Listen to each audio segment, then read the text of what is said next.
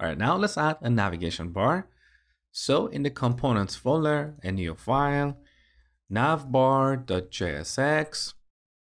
import React, and create a functional component called navbar. Next, I'm going to go to Bootstrap website.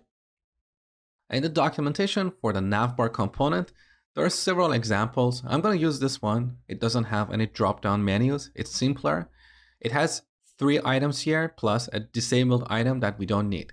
So I'm going to copy this markup and then paste it in our navbar component. Next, we need to replace all these class attributes with class name. That's it. Next, we need to replace all these anchors with link or nav link to apply the active class automatically. So with this selected, I'm going to replace all of these anchors with nav link. Good. Similarly, we need to rename the closing tag. So one more time, close this with /navlink. Sweet. And finally, we need to replace all href attributes with 2. Good. Now here, instead of navbar, we're going to display the name of our application with link.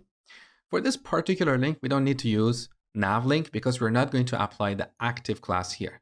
So I'm going to select this navlink as well as the next one and replace them with link. Next, I'm going to change the 2 attribute to the root of our application. Okay, we're done with this. Now we need to add our links. So here we have home, features, pricing, and so on.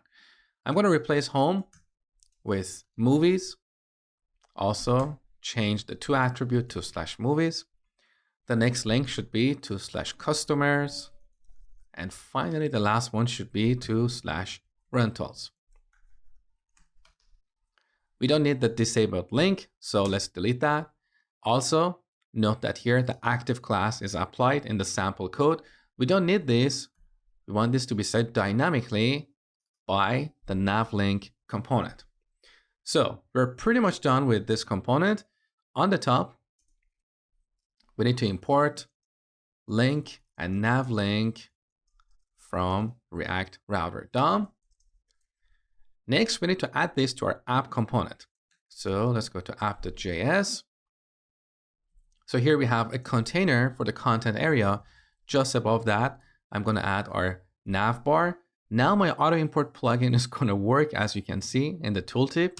So enter, and it automatically added this import statement on the top. I would like to reorder this and put app.css at the end. That's cleaner. So first we have React, then we have React Router DOM, then we have all our custom components, and finally any CSS modules. So we added the navbar, but now we have an error because we are returning 2 elements here. So we need to wrap them with react.fragment and close it here. Good. Let's test the application. So here's our navbar. You can see there is a padding on the top. Let's quickly fix that before going forward. So let's go to index.css.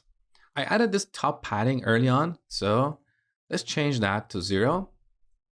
Now back in the browser, you can see our navigation bar is on the top, but the content area is so close to the navbar. To fix that, we can add our navbar class here.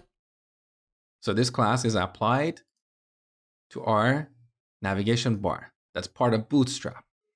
So here we apply margin bottom to, let's say, 30 pixels. Now the content area is not too close to the navbar. You can see because we're on the customers page, this customers link is active. If I go to rentals, we see rentals, and rentals is active. Movies, beautiful.